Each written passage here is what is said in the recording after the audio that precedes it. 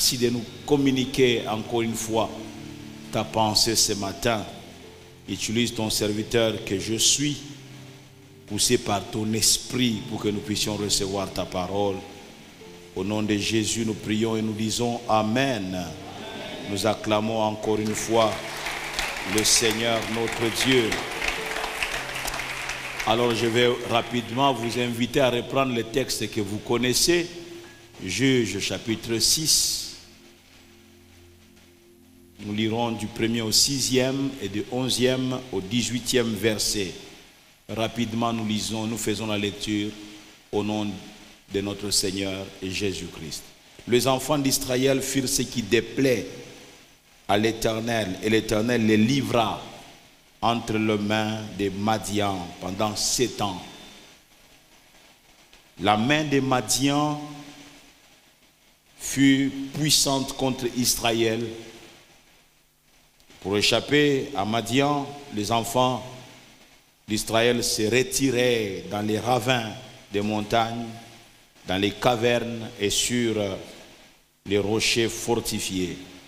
Quand Israël avait sémé, Madian montait avec Amalek et les fils de l'Orient et il marchait contre lui. Il campait en face de lui, détruisait les productions du pays jusque vers Gaza et ne laissait en Israël ni vivre, ni brebis, ni bœufs, ni ânes. Car ils montaient avec leurs troupeaux et leurs tentes. Ils arrivaient comme une multitude de sauterelles. Ils étaient innombrables, eux et leurs chameaux. Et ils venaient dans le pays pour le ravager. Israël fut très malheureux à cause des Madians.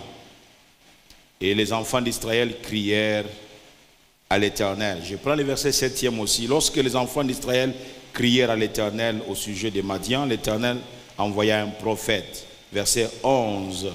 Puis vint l'ange de l'Éternel et il s'assit sous les térébintes d'Ophra,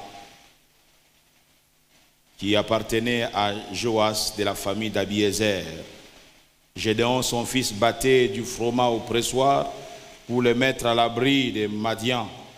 L'ange de l'Éternel lui apparut et lui dit, « L'Éternel est avec toi, vaillant héros. » Gédéon lui dit, « Ah, mon Seigneur, si l'Éternel est avec nous, pourquoi toutes ces choses nous sont-elles arrivées? Et où sont tous ces prodiges que nos pères nous racontent quand ils disent, l'Éternel ne nous a-t-il pas fait monter hors d'Égypte? Maintenant, l'Éternel nous abandonne et il nous livre entre les mains des Madians. » L'Éternel se tourna vers lui et dit, « Va avec cette force que tu as et délivre Israël de la main des Madians. N'est-ce pas moi qui t'envoie? » Gédéon lui dit, « Ah, mon Seigneur, avec quoi délivrerai-je Israël? Voici ma famille est la plus pauvre à Manassé et je suis le plus petit dans la maison de mon père. » L'Éternel lui dit, « Mais je serai avec toi et tu battras Madian comme un seul homme. » Gédéon lui dit, « Si j'ai trouvé grâce à tes yeux, donne-moi un signe pour montrer que c'est toi qui me parles. Ne t'éloigne point d'ici jusqu'à ce que je revienne auprès de toi, que j'apporte mon offrande et que je la dépose devant toi. » Et l'Éternel dit, « Je resterai. » L'Éternel dit, « Je resterai jusqu'à ce que tu reviennes. » Quelqu'un dit Amen. Est-ce qu'on peut acclamer le Seigneur pour sa parole? Est-ce qu'on peut mieux le faire? Alléluia. Le thème, vous le connaissez, je le reprends néanmoins encore une fois ce matin. Ce qui arrive avec ou sans la présence de Dieu. Qu'est-ce qui peut arriver quand Dieu est là? Et qu'est-ce qui peut arriver quand Dieu n'est pas là? Je continue à insister que c'est la présence de Dieu qui peut faire que tu sois ce que tu dois être, que tu reçoives ce que tu dois recevoir. Jésus ne blague pas quand il dit, sans moi, vous ne pouvez rien faire. Des fois, nous ne le disons pas, mais notre comportement démontre que nous pouvons nous débrouiller sans lui. Tu n'as pas les kilos de le dire. Oh non, est-ce que moi je peux vivre sans Dieu? Est-ce que moi je peux vivre sans Dieu? Mais c'est ta vie de tous les jours qui démontre que tu vis avec ou sans Dieu. Par moments, nous sommes orgueilleux gratuitement. Et nous pensons que nous pouvons nous défendre nous-mêmes, nous défendre par nous-mêmes. Gédéon l'a constaté, l'a remarqué, et il l'a même dit, si l'Éternel est avec nous, s'il était avec nous, on ne vivrait pas ce que nous sommes en train de vivre. Voilà un homme sincère qui s'est dit non, non, non, non. Nous croyons qu'il était au milieu de nous. Il n'est pas là. Et il dit même quelque part en disant que l'Éternel nous a livrés entre les mains des Madians. Verset 9. Non, non, plutôt pas le verset 9. C'est un autre verset. Il dit l'Éternel nous a livrés entre les mains des Madians. Non, concrètement, Dieu n'a pas pris Israël pour les livrer entre les mains des Madians. Qu'est-ce qui s'est passé concrètement? Dieu les a quittés. Dieu s'est éloigné d'eux. Ils sont restés sans protection. Ils sont restés sans sécurité. Ils sont restés sans soutien. Ils sont restés sans appui. Et quand l'ennemi est passé, il dit, hey, mais ces gens-là, ils sont seuls. Leur appui les a quittés. Leur soutien les a quittés. Leur parapluie, leur paravent, leur protection les a quittés. Ils sont maintenant sans protection. Celui qui généralement nous fait peur quand nous allons par là, il n'est plus là. On peut maintenant aller. Dieu ne les a pas livrés comme ça. Dieu les a quittés. Dieu ne te livrera pas, il va te quitter. Et ce sont tes adversaires qui vont se rendre compte que ce qui faisait ta force n'est plus là. Oh, alléluia. Tu sais que l'ennemi sait savoir que tu es seul. Est-ce que tu sais ça? L'ennemi sait constater que tu es seul. Et que celui qui faisait ta force n'est plus avec toi. Bien-aimés, nous devons faire très très attention. Nous avons dit qu'il y avait 5 faits à signaler. On a parlé d'un seul fait. Sans Dieu, vous ne pouvez profiter ou jouir du fruit de votre travail. Ce matin, rapidement, j'aimerais dire que sans Dieu, rien de bon ne peut sortir de vous.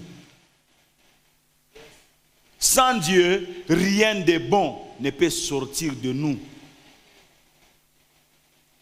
Gédéon a dit, au fait, il a fait remarquer au verset 14 et 15 que sans toi, sans ta présence, je ne peux délivrer Israël. Avec quoi délivrerai-je Israël? Avec quoi? Tu n'es plus avec nous. Tu ne marches plus avec nous. Tu ne marches plus avec nous. Tu n'es plus au milieu de nous. Avec quoi délivrerai-je Israël? Par ces bouts de phrases que nous retrouvons dans ces versets 15, si j'ai bonne mémoire. Verset 16, plutôt, l'Éternel lui dit, mais je serai avec toi. Alléluia. Je serai avec toi et tu battras Madian comme un seul homme. Avant, je n'étais pas là, mais je te garantis ma présence. Je te garantis ma présence. Et vous savez, pour ouvrir une parenthèse et la refermer tout de suite, lorsqu'il va aller, il va engager 32 000 hommes. Gédéon, c'est lui qui fait le recrutement. Lui, Gédéon a recruté combien? 32 000 hommes. Dieu est venu pour dire, non, non, je ne suis pas d'accord avec ces recrutements. Il faut réouvrir le dossier. Nous allons revoir ces recrutements-là. Quand on revoit le recrutement, on réalise qu'il y avait tout simplement des figurants. 22 000 hommes se sont retirés. C'était des figurants. Ils se sont retirés. Il en reste combien? 10 000. Dieu dit non, non, non, ils sont toujours très nombreux. Ils vont profiter, ils vont croire que c'est leur nombre qui a délivré Israël. Ce n'est pas eux, c'est moi. Je serai avec toi. Et puis on en reste avec combien? 300. 300, je suis sûr que Gédéon pouvait dire, Seigneur, 300 personnes, j'en avais 32 000. Pourquoi tu ne m'en as pas gardé au moins 18 000? 300 personnes. En fait, en réalité, ce ne sont pas ces 300 personnes. Bien aimé, j'aimerais dire, quand tu es avec Dieu, ce qui est faible dans tes mains te donnera la victoire. Je pensais que je parlais à quelqu'un. Quand Dieu est avec toi, même la plus petite chose devient comme une bombe. Quand Dieu est avec toi. Ces bouts de phrases, je serai avec toi. Signe de la présence de Dieu. Ces bouts de phrases, mais je serai avec toi, est un signe de la présence de Dieu. L'Éternel tâche à rassurer ici Gédéon. Tu n'iras pas seul, Gédéon. Hier, tu étais seul. Hier, vous avez été terrassé par Madian parce que vous étiez seul. Mais tu n'iras plus seul. Tu n'affronteras pas Madian tout seul. Cette fois-ci, ma présence sera avec toi. Cette fois-ci, ma présence sera avec toi. Je serai avec toi sur le terrain. Je serai avec toi sur le terrain. Sur ce terrain-là, tu ne seras pas seul. Je serai avec toi. Bien aimé, celui qui est en train de promettre sa présence, il n'est pas visible. Oh, amen. Il n'est pas visible. Mais il se fait remarquer simplement par le résultat que tu es en train de remporter sur le terrain de bataille, sur le terrain de combat. Et même les gens se demandent, mais c'est le même Gédéon que nous avons terrassé hier. Qu'est-ce qui se passe? C'est le même, il n'a pas changé. Il a toujours avec sa petite taille. Mais qu'est-ce qui fait que lorsqu'il lance des coups, on dirait que c'est un poids lourd qui nous lance des coups? Bien aimé, ce n'est pas Gédéon qui lance les coups, c'est le poids lourd effectivement qui est en train de lancer des coups. Oh, amen, amen. Il lui dit, Dieu dit, je serai avec toi et tu battras Madian comme un seul homme. Tu te rends compte? Les Madians, tous les peuples madianites là, tu les battras comme si tu battais un seul homme. Ce n'est pas la force humaine ça. Non, non, je disais que ce n'est pas la force humaine ça. Bien aimé, soupirons après la présence de Dieu. Je disais soupirons après la présence de Dieu. Je serai avec toi sur le terrain. La présence de Dieu te qualifie. La présence de Dieu te rend meilleur. La présence de Dieu te rend apte à accomplir même l'impossible. La présence de Dieu, elle fait de vous, elle fait de toi un héros. La présence de Dieu. Il n'avait pas encore combattu que Dieu l'a appelé vaillant. Alors que hier, il a été vaincu par Madian. Il n'a pas encore combattu. Dieu l'appelle vaillant. En réalité, les vrais héros, ce n'est pas Gédéon. C'est moi qui viens avec toi. C'est l'Éternel qui vient avec toi qui est le vaillant héros. Il lui dit, les choses ont changé, Gédéon.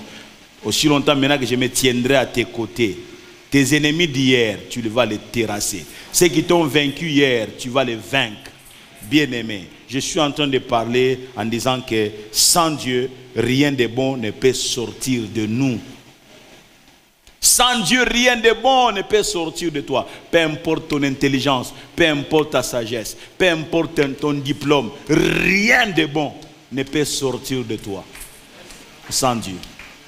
Oh, amen, amen. Tu sais, sans Dieu, tu peux broyer, tu peux manger la poussière. Sans Dieu, tu croirais que tu es en train de manger, de mâcher du riz, que tu te retrouves en train de mâcher des graviers. Et ça te casse les dents. Sans Dieu, mes amis, sans Dieu, vous n'allez nulle part. Et Gédéon l'a démontré. Dieu nous a livrés entre les mains des Madians. En réalité, Dieu les avait quittés. Ils étaient sans défense. Ils étaient sans force. Nous devons rechercher la présence de Dieu. Nous devons désirer la présence de Dieu. Nous devons soupirer après la présence de Dieu. Je disais à Dieu hier, le soir, quand je priais, lorsque nous avons quitté ici, je suis rentré tout directement dans la prière personnelle. Et même ce matin, je disais à Dieu, sois ma satisfaction. Ce ne sont pas les biens de ce monde qui peuvent me satisfaire. Sois ma satisfaction. Ce n'est pas un pantalon, ce n'est pas une maison, ce n'est pas une voiture, ce n'est pas un travail, ce n'est pas un salaire, ce n'est pas un compte en banque. Mais toi, Seigneur, sois ma satisfaction. Sois ma satisfaction, Seigneur. Vous savez, par un moment, on est orgueilleux avec quelques milliers de dollars. On devient orgueilleux, on ne sait plus même voir les gens, donc traiter les gens correctement, parce qu'on a un peu d'argent dans la poche. Bien aimé, ce qui fait notre satisfaction, ce n'est pas l'argent que nous avons dans la poche. Ce qui fait notre satisfaction, c'est Dieu. C'est le fait que je sais, je suis avec Dieu, je ne suis pas seul. Je ne suis pas seul. Vous devenez sécurisé, vous êtes en sécurité quand vous avez un peu d'argent. Donc c'est maintenant que vous pensez que vous êtes en sécurité. Bien aimé, l'argent ne peut pas vous sécuriser. J'étais en train de dire que l'argent ne peut pas vous sécuriser. C'est pourquoi nous, depuis que nous avons rencontré le Seigneur, quand nous avions 21 ans, jusqu'à nos 58 ans, bien aimé, nous courons seulement après Dieu. J'ai dit aux gens, vous savez pourquoi j'arrange quelquefois des problèmes? Quelqu'un me fait du mal, je vais les chercher pour qu'on arrange. Vous savez pourquoi? Parce que moi je dois aller au ciel. Je ne fais pas du théâtre seulement, je me tiens devant les gens, je prêche la parole. Mais mon Dieu, mes amis, je dois aller au ciel. Je pensais que je parlais à quelqu'un. Mon rendez-vous à moi le plus ultime, ce n'est pas ici, c'est au ciel, mes amis. Je dois aller au ciel. C'est pourquoi j'arrange avec les gens. Que personne ne vienne te dire non, Monissé Makambu. Même si quelqu'un t'a fait du mal, va arranger avec lui. Et même s'il faut lui demander le pardon, parce qu'en réalité ce n'est pas toi qui es fautif, demande-lui pardon. Oh, amen, amen. Dis-le non, pardon. Bien aimé, la trompette sonnera lorsqu'on s'y attendra même pas. J'ai dit aux gens, moi je dois aller au ciel. Si toi tu veux rester ici-bas, eh bien reste. Mais moi j'ai pris rendez-vous avec Dieu. Nous devons nous rencontrer dans les airs avec son fils Jésus-Christ. Et que j'aille au ciel, j'aille voir le Père. Je le vois comme ça. Je sais qu'il est avec moi. Mais j'aimerais, la Bible dit, nous le verrons tel qu'il est. Alléluia. Alléluia. C'est pourquoi je suis prêt à arranger. À me faire même petit quelquefois. À me faire même petit. Problème est athée. Pourvu que Jésus-Christ m'accepte. Vous savez qu'il y a des fois où même j'entends que quelqu'un a parlé de moi. Donc, je te connais. Tu as parlé de moi. Mais quand je suis avec toi, je ris avec toi, je ne te dis rien. Je vais vous raconter une histoire. Quand nous sommes encore au bâtiment, donc nous sommes encore à l'humain, j'ai traité un cas, parce que la personne n'est plus ici, la personne n'est plus de cette terre. Laisse-moi parler, je ne sais pas son. J'ai traité un cas avec ses papas, seul à seul dans mon bureau.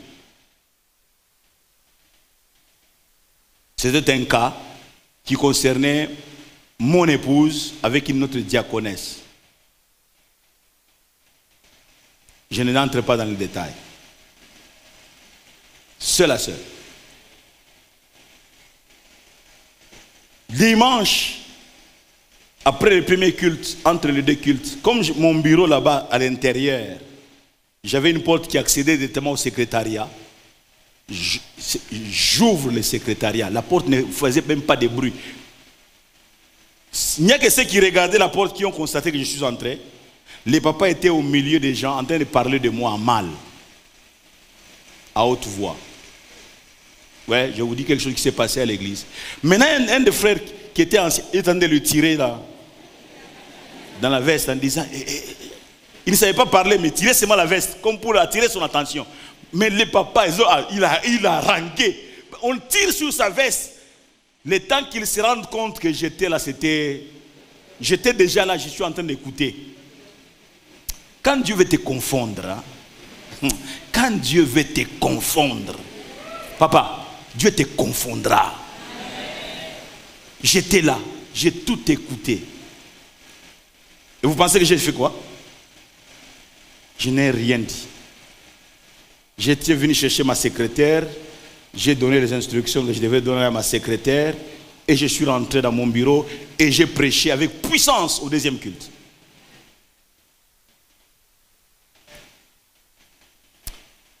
Il m'a humilié en présence des gens.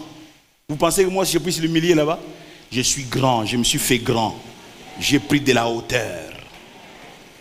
J'ai pris encore rendez-vous avec lui, seul à seul, dans mon bureau. Toi, tu dirais quoi? Il fallait l'humilier là-bas? Non. Non. Je l'ai invité encore seul à seul, sans témoin, dans mon bureau. Je lui dis, papa, le jour où je t'ai parlé de ce sujet, il y avait qui? Non, nous étions seulement nous seuls, nous deux. Ok. Maintenant, pourquoi toi tu vas parler de cette affaire-là, parlant de moi comme tu parlais là, en présence des gens? Moi, je t'ai fait des remarques seul à seul.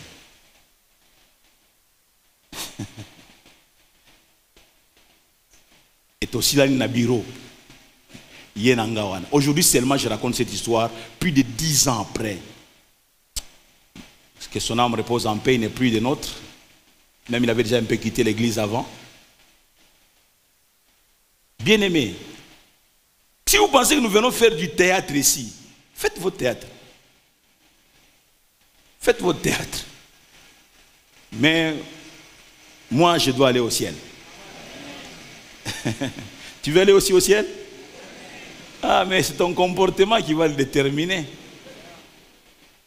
Oh, alléluia. Est-ce qu'on peut acclamer Dieu ce matin?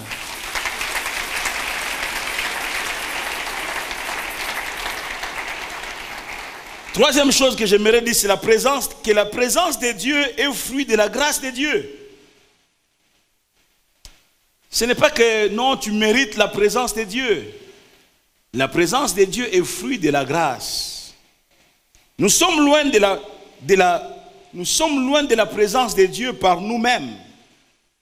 Si ce n'est que par nous-mêmes, nous sommes loin de la présence de Dieu.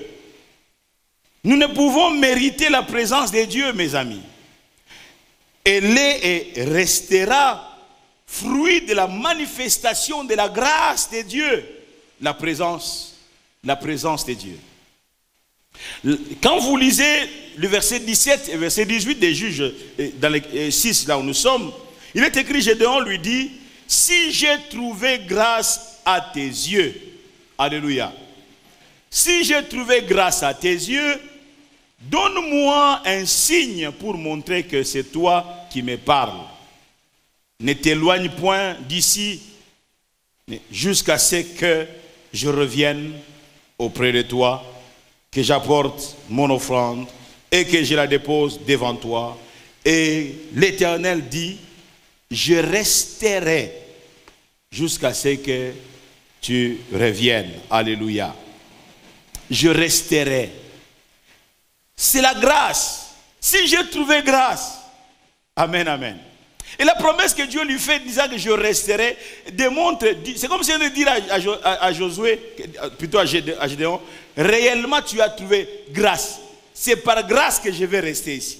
Simplement parce que je te fais grâce que je vais rester là. C'est seulement par la grâce que tu vas jouir de ma présence, que tu vas bénéficier de ma présence, simplement par la grâce.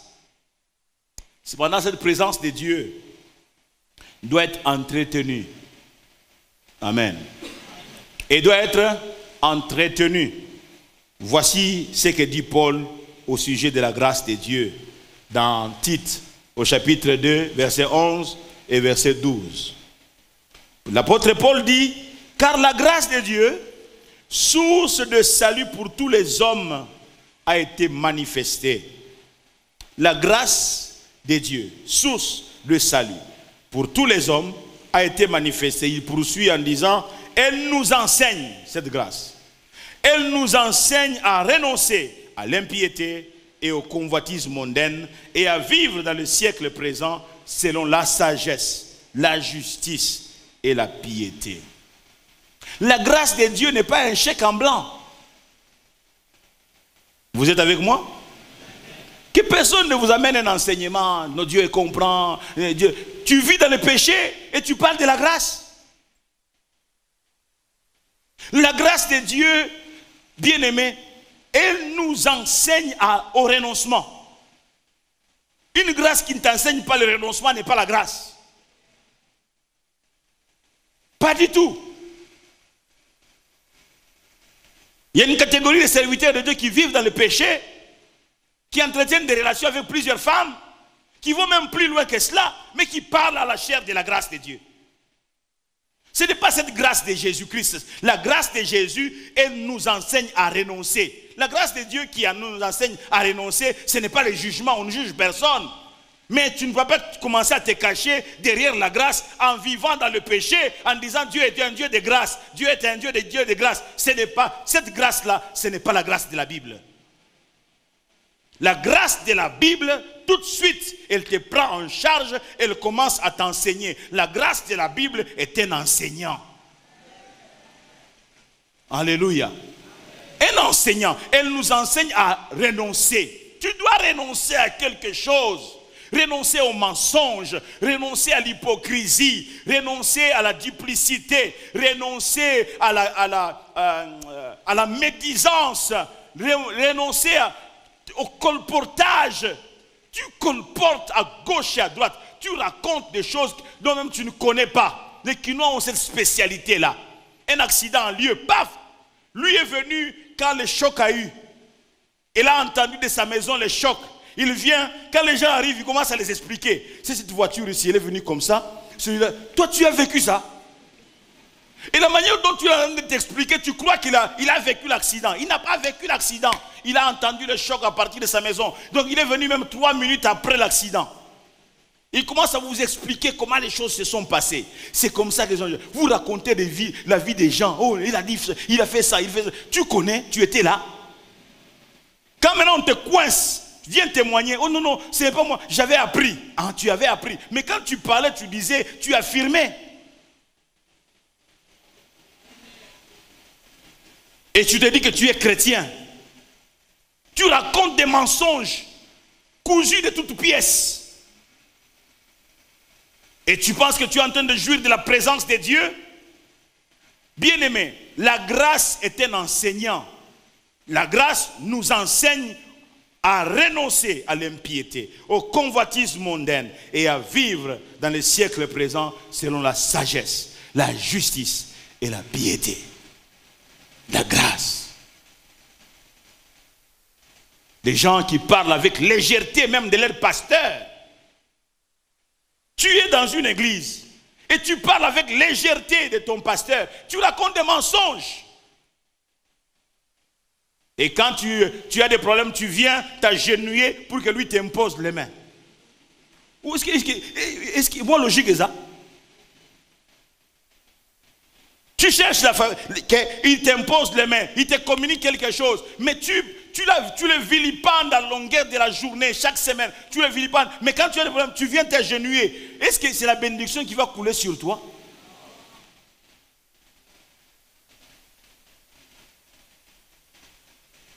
Il y a des gens qui sont prêts à scier l'arbre sur lequel ils sont assis.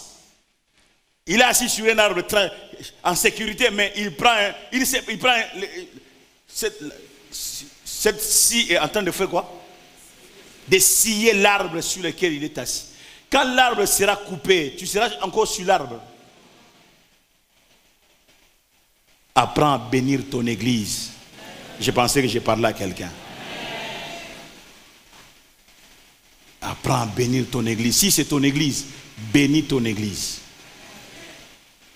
Oh, alléluia. La grâce nous enseigne. La grâce à fuir le mal, à fuir le péché. Une grâce qui ne t'enseigne pas à fuir le péché, ce n'est pas de la grâce. C'est autre chose. C'est autre chose, mes amis. Une grâce qui ne t'enseigne pas à fuir le colportage, c'est autre chose. Quand nous étions à la borne, il y a longtemps, Une maman venait à trouver des gens en train de parler parce qu'elle était à l'aise avec ces gens. Elle les trouve en train de raconter l'histoire sur un frère. La maman, quand elle est arrivée, les a trouvés. 5 minutes après, elle a commencé à regarder sa montre. 10 minutes après, elle regarde sa montre. 15 minutes après, elle regarde sa montre. 25 minutes après, elle regarde sa montre. 40 minutes après, elle regarde sa montre.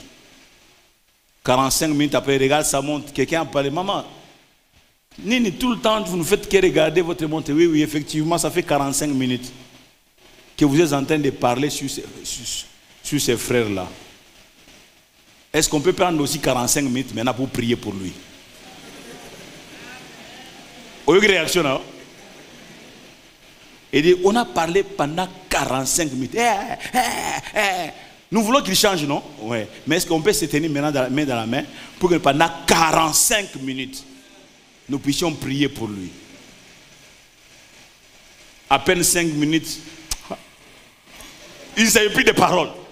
Mais 45 minutes, ils avaient des paroles. 45 minutes.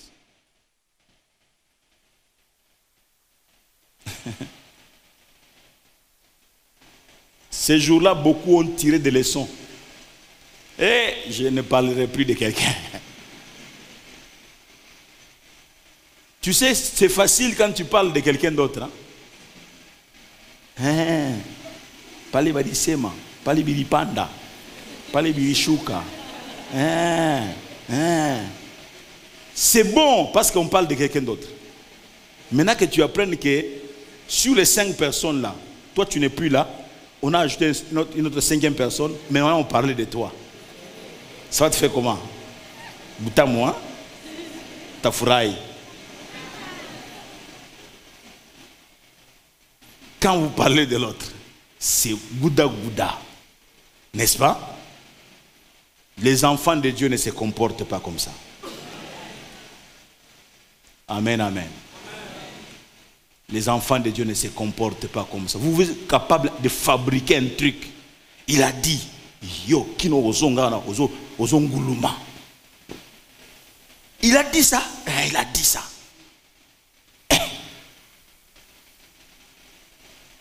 Tu inventes un truc.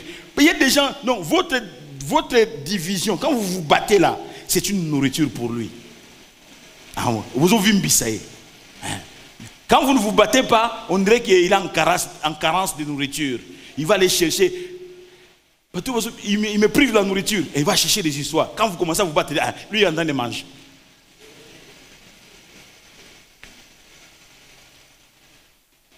Mais il est chrétien. La grâce de Dieu, la présence de Dieu, ça s'entretient. Amen. La présence de Dieu, ça s'entretient, mes amis.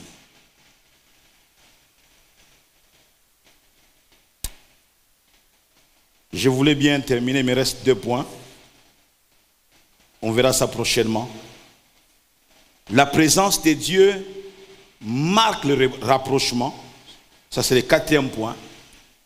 5e point. La présence de Dieu est notre bouclier. Quand Dieu le permettra, on va aborder cela. Je prie que le Seigneur te bénisse. Et je prie que la parole de Dieu te change.